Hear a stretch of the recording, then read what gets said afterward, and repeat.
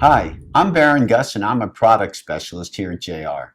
Today, I want to introduce you to JR's innovative serial communication system, XBus.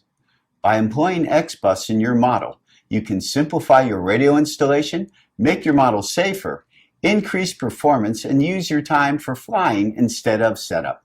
And for those of you who fly complex or large-scale aircraft, our new line of XBus compatible components can actually save you money. Traditional RC systems have always consisted of a receiver, a battery, and servos. The connections have always been made by plugging corresponding servo into one of the appropriate channels and then adding the power. In contrast, XBus allows you to have the same connectivity without worrying about employing large bundles of wire or trying to chase down RF glitches and problems. The XBus protocol takes transmitted information received by the XBus-enabled receiver and encodes it into efficient serial information. It's then sent along its way in what is basically your own local area network within your aircraft. Along the system, you simply plug in XBus decoder, and then the information is decoded back into information your servos understand, but not before applying specific characteristics like direction, travel endpoints, and neutral. Each servo can be tuned independently from each other, eliminating devices such as matchboxes. Understanding the XBus system is easy once you understand some of the basic concepts behind it. First, as with all RC systems, each function or channel has a number associated with it. For example, the throttle channel is number 1, then followed by 2 for aileron, 3 for elevator, and 4 for rudder. We refer to this as the main ID number. Next, it's possible to control up to 4 servos per channel under each main channel. For example, you may have 4 servos mechanically ganged together to control a very large rudder on your giant scale Cub or Extra. In this case, the rudder channel is still number 4, but associated with it are 4 sub-servos named appropriately 4-1, 4-2, 4-3, and 4-4. These second numbers we identify as sub-IDs.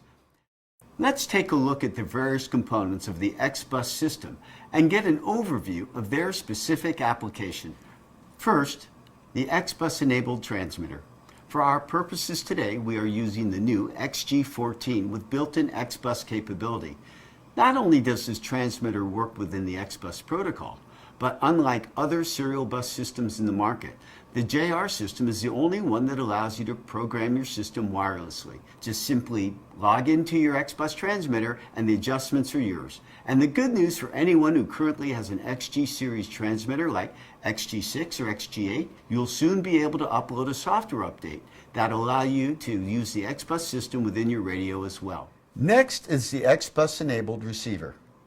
This receiver can be utilized either by a standard receiver with its own internal bus system, or you can simply plug in one of the XBus serial cables and their components and have your full network available. A very important thing to realize and note, you can plug in an XBus serial cable into this receiver as well as servos into the individual bus ports, allowing you complete flexibility. The basis of the XBus system is to deliver power and information throughout the serial network. This is achieved using XBus dedicated components like our HB6 or heavy-duty center hubs. Here is our PWM single port connector to be used when only one servo is needed. For larger applications, our 4-port connector can handle up to 4 servos, and our mini center hub allows you to add power when high current demands are present. Our last component is our XBus heavy-duty center hub. It utilizes 2 battery inputs, an E-switch, XBus input, Dean's plug heavy-duty power bus, and the serial bus for the XBus information. Once you decide which XBus converter you need for your application, the next step is to program it. This can be easily achieved through your transmitter or by using the XBus channel programmer. Simply plug in the battery and then the device. Next, tune the dial to the channel and the port you want to set, and then you're done. The procedure is repeated for each port you want to program. So next step is to plug in your XBus system and configure it. But there's one more thing that you need to do. As you can see, when I move the controls, we have full functionality, except for the rudder control. But that's because we have to still go about enabling XBus in the transmitter. This is simple to do. Is activate the menus, scroll through until you find System List. Activate System List and then scroll through again until we come across XBus. Go into the XBus menu and activate Mode A, which is the JR mode. And by the way, Mode B is when you want to use other third-party systems like VBAR or BSTEX. For our purposes, we'll activate Mode A. And then suddenly, our rudder is working congruent with our rudder servo up front, steering the airplane. That's how simple it gets with XBus. Now that we have our XBus Center Hub installed, let's talk about some of the components and some of the considerations of our installation. In our complex aircraft, we know we have 4 servos on each wing, 2 servos running our elevators, and 2 servos running our rudders. For the sake of this illustration, I've set this airplane up as a flapper-on airplane. So not only can I move left or right, but we can drop the flaps as well. We have a throttle servo up front. We have our rudder servos in back and our elevators. So, talking a little bit about the components we've used thus far, we have an XBus Center Hub. We have our converters for 4 servos on each wing. We have one single converter going to the tail surfaces, yet we've split them over 2 main channels. We split them over the number 3 channel for elevator and the number 4 channel for rudder, and we have 2 sub-IDs, which would be 3-1 and 3-2 for the elevators left and right, and 4-1, 4-2 for the rudders upper and lower.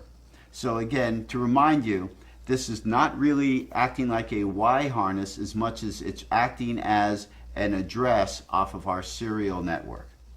I want to take a moment and explain to you a little bit about how you go about adjusting XBus once it's configured.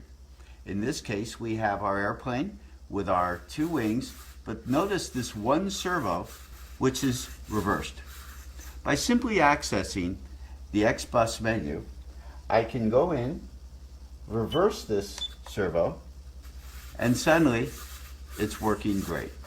Now, one of the things we've noticed is that it's off a little bit. So by going into our neutral adjustment,